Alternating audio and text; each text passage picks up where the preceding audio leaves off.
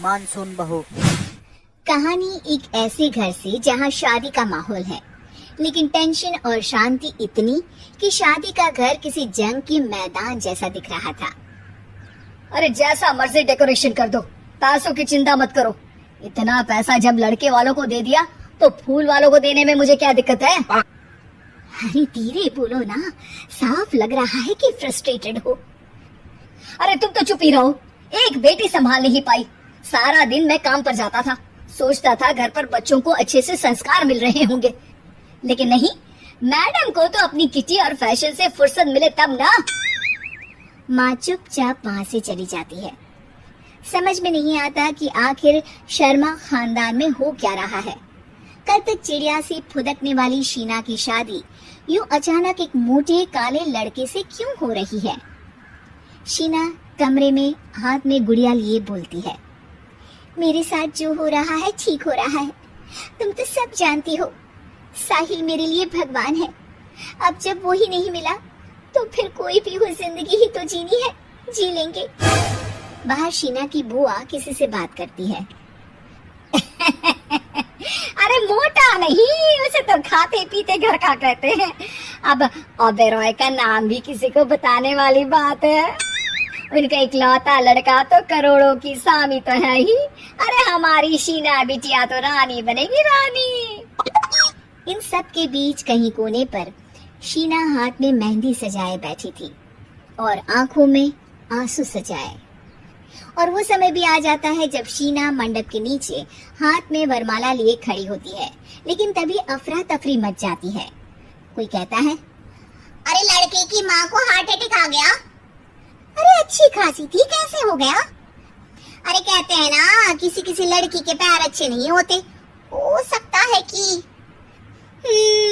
मनहूस है ये लड़की। शीना पास खड़ी सब सुन रही थी। फिर शीना अपने कमरे में आ जाती है।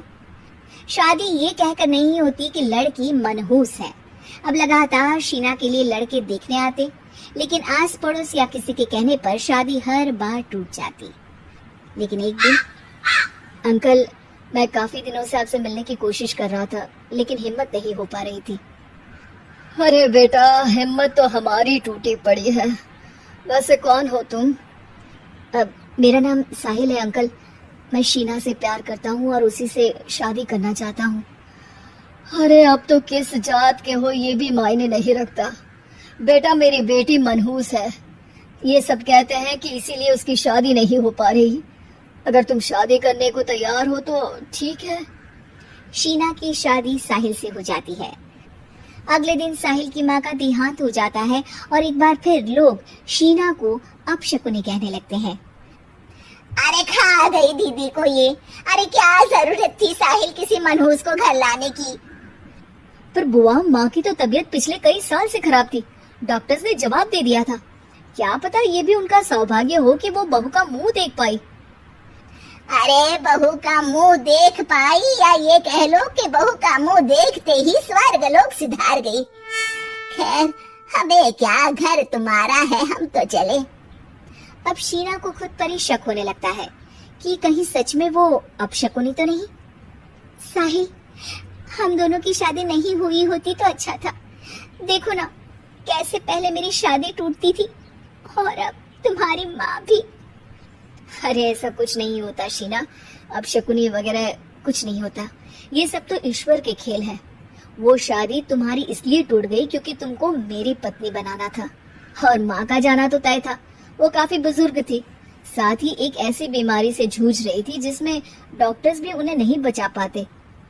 शीना साहिल की बात सुनकर तसल्ली कर लेती है और वहाँ से चली जाती है। अगले दिन, शीना, अरे ओ शीना, क्या हुआ? उफ, कहीं फिर मेरी वजह से कोई नुकसान? अरे नहीं नहीं शीना, तुम जानती हो जिस प्रॉपर्टी के केस को हम बरसों से लड़ रहे थे उस पर फैसला आ गया, वो भी हमारे हक में। अब हम करोड़पति हो गए शीना। शीना शांत रहती है। अरे क्या हुआ? करोड़ पत्नी बनकर तुमको खुशी नहीं हुई? शीना की आंखों में पानी आ जाता है।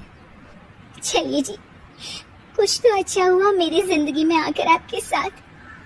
साहिल शीना को गले लगाकर कहता है, मेरी नई नौकरी भी तुम्हारे ही आने से लगी, ये प्रॉपर्टी का केस जीता, सब कुछ तो तुम्हारे आने के बाद ही हुआ, फिर तुम मनहूस कैसे? ये सुनकर शीना खुश हो जाती है।